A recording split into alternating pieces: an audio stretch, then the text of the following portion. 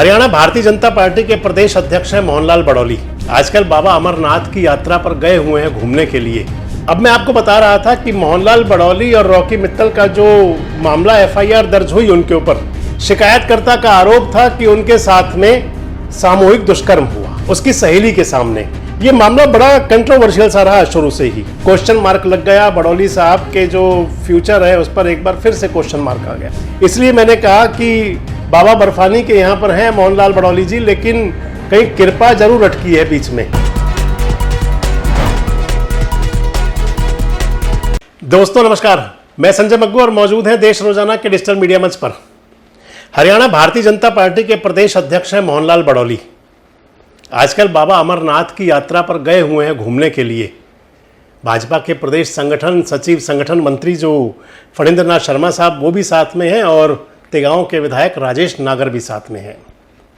भोले बाबा की कृपा लेने के लिए बड़ौली साहब गए हुए हैं, लेकिन मुझे लगता है कि अभी कृपा कहीं थोड़ी अटक रही है। इसलिए कह रहा हूँ आपसे, कृपा इसलिए अटकी हुई मुझे लग रही है कि मोहनलाल बड़ौली जी का जो केस था, हिमाचल प्रदेश के कसौली की जो अदालत के अंदर उनका एक मामला था उनके खिलाफ दर्ज, मोहनलाल बड़ौली और उनके साथ में रॉकी मित्तल। मोहनलाल बड़ौली नेता और रॉकी मित्तल एक सेलिब्रिटी, सेलिब्रिटी से नेता, नेता से सेलिब्रिटी वापिस अब आजकल खाली हैं शायद रॉकी मित्तल। तो मोहनलाल बड़ौली पर एफआईआर थी और रॉकी मित्तल पर एफआईआर थी। रॉकी मित्तल को मैंने डिफाइन ऐसे किया है कि जैसे मैंने आपको बताया, वो सेलिब्रिटी थे, भजन गाने गाया करते थे, लोकगीत वगैरह टाइप में। प्रधानमंत्री मोदी से लेकर के और उन्होंने कांग्रेस के नेताओं सब तक गीत गाए।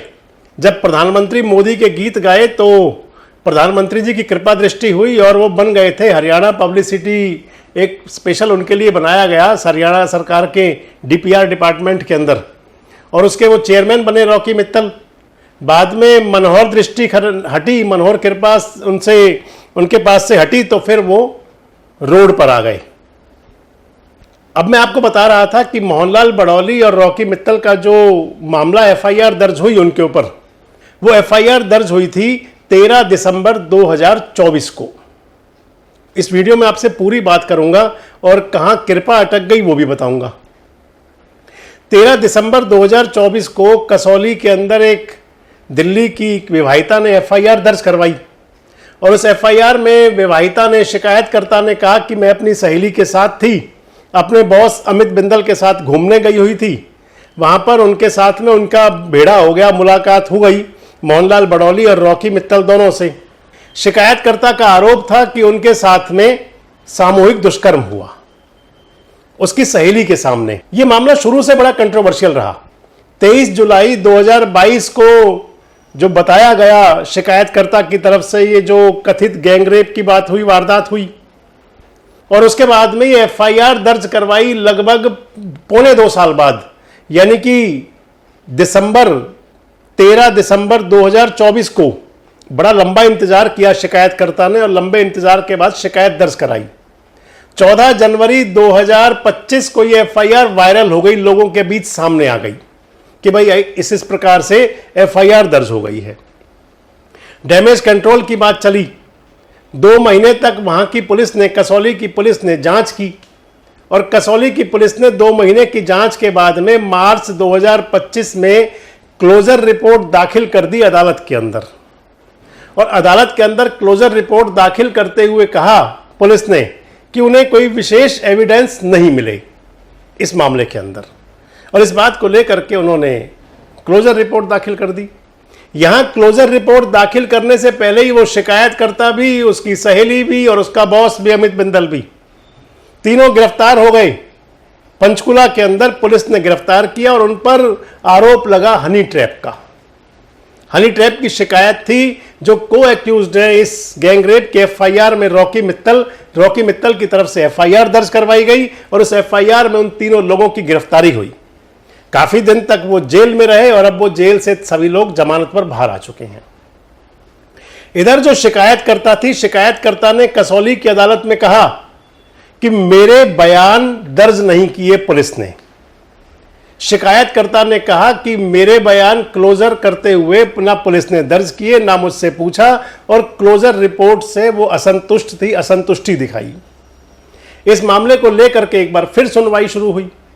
कसौली के अंदर माननीय न्यायाधीश मल्होत्रा जी ने इसकी सुनवाई की और सुनवाई करने के बाद में जुलाई के पहले सप्ताह के अंदर इस पर अदालत ने अपना फैसला सुरक्षित रख दिया। अब कल यानी कि एक दिन पहले जो कसौली की अदालत के जज साहब ने यह फैसला दिया कि अब 30 जुलाई को जो शिकायत करता है उसके बयान दर्ज किए जाएंगे और उसके बाद तय होगा कि क्या इस मामले को क्लोज कर दिया जाए और या फिर ये मुकदमा आगे चले। यानी कि जो क्लोजर रिपोर्ट दाखिल हो गई थी, अब उस पर एक बार फिर से क्वेश्चन मार्क लग गया। बड़ौली साहब के जो फ्यूचर है उस पर एक बार फिर से क्वेश्चन मार्क आ गया। अब बहरहाल जो इस मामले के अंदर चल रहा है, सवालिया निशान तब तक है जब तक उस शिकायतकर्ता के वहां पर बयान दर्ज नहीं होते। बयान दर्ज होने के बाद में जब वहां पर अदालत ये फैसला नहीं करती कि इस मामले को क्लोज कर दिया जाए और या फिर इसको सुना जाए, अगर क्लोज कर दिया गया तो फिर तो सब कुछ ठीक हो गया। लेकिन अगर कहीं अदालत ने सुनना शुरू कर दिया, अदालत को लगा कि इसके अंदर ठीक से फैसला जो पहला डिसीजन था ठीक नहीं था, अगर अदालत ने इसको सुनना शुरू किया तो फिर एक बार फिर तलवार लटकी रह जाएगी। वो जिस बात से पाक साफ हो गए थे वो फिर से उसके अंदर संकट बन जाएगा। इसलिए मैंने कहा कि बाबा बर्फानी के यहाँ पर हैं मोहनलाल बड़ौली जी, लेकिन कहीं कृपा जरूर अटकी है बीच में, कहीं ना कहीं परेशानी जरूर आई है। अब बात आ जाती है सबके पीछे आखिर क्या। मैंने अपने पुराने, आप मेरे वीडियोस देख सकते हैं यूट्यूब पे जाकर के, मैंने इसके अंदर कई वीडियोस शेयर किए थे।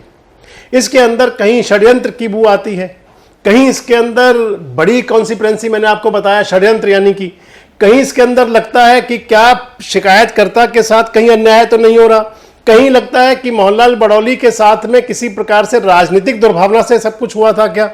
यानी कि कई सवाल खड़े होते हैं। और इस समय इसके ऊपर एक और सवाल खड़ा कर दिया अदालत ने। अदालत ने जब कह दिया कि एक बार शिकायतकर्ता के बयान दर्ज करेंगे, शिकायतकर्ता के बयान दर्ज होने के बाद ही ये फैसला होगा, तय होगा कि इस केस को सुना जाए या क्लोज कर दिया जाए। क्योंकि हरियाणा के अंदर इस समय सियासत गर्म है।